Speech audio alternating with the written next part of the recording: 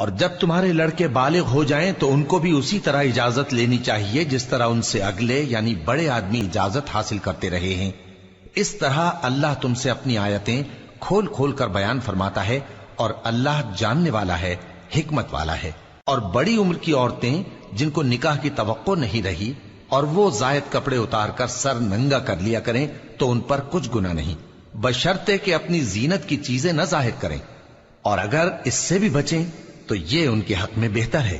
اور اللہ سنتا ہے، جانتا ہے۔ نہ تو اندھے پر کچھ گناہ ہے اور نہ لنگڑے پر اور نہ بیمار پر اور نہ خود تم پر کہ اپنے گھروں سے کھانا کھاؤ، یا اپنے باپ دادا کے گھروں سے، یا اپنی ماؤں کے گھروں سے، یا بھائیوں کے گھروں سے، یا اپنی بہنوں کے گھروں سے، یا اپنے چچاؤں کے گھروں سے، یا اپنی پھوپھیوں کے گھروں سے، یا اپنے ماموؤں کے گھروں سے، یا اپنی خالاؤں کے گھروں سے، یا اس گھر سے جس کی کنجیاں تمہارے ہاتھ میں ہوں، یا اپنے دوستوں کے گھروں سے۔ اور اس کا بھی تم پر کچھ گناہ نہیں کہ سب مل کر کھانا کھاؤ یا جدا جدا۔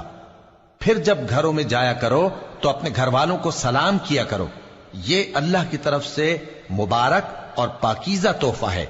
اس طرح اللہ اپنی آیتیں کھول کھول کر بیان فرماتا ہے تاکہ تم سمجھو۔ مومن تو وہ ہیں جو اللہ پر اور اس کے رسول پر ایمان لائے، اور جب کبھی ایسے کام کے لیے جو جمع ہو کر کرنے کا ہو پیغمبر